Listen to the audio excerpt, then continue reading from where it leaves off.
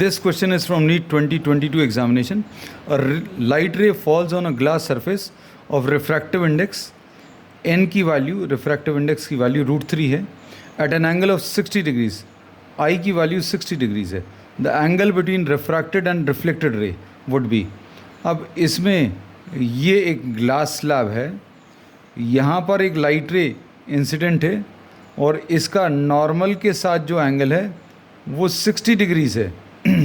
अब इसका कुछ हिस्सा रिफ्लेक्ट होगा from this surface and the angle of reflection will be equal to the angle of incidence. मतलब ये वाला एंगल भी 60 डिग्रीज आ जाएगा. ये आई है, ये आर है, तो आई और आर इक्वल होते हैं और आई की वैल्यू 60 दिया है, इसलिए आर भी 60 आ जाएगा.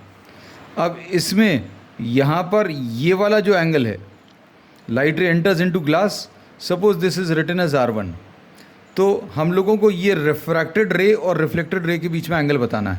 तो सबसे पहले R1 निकालें. तो n की value according to the Snell's law is sine i divided by sine R1, और ये n की वैल्यू √3 दिया है. साइन आई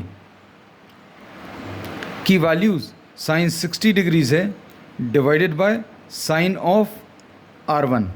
तो इससे साइन R1 की value, sine R1 will be equal to sine 60 divided by √3, ऐसा कुछ आ जाएगा.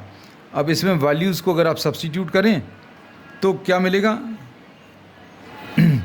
Sign R1 will be equal to √3/2 upon √3. तो ये √3 और √3 कैंसिल होगा, 1/2 आ जाएगा. तो इससे R1 की वैल्यू 30 डिग्रीज मिल गई. तो R1 ये 30 आ गया. अब ये 60 है, ये 30 है, तो ये वाला एंगल बताना है.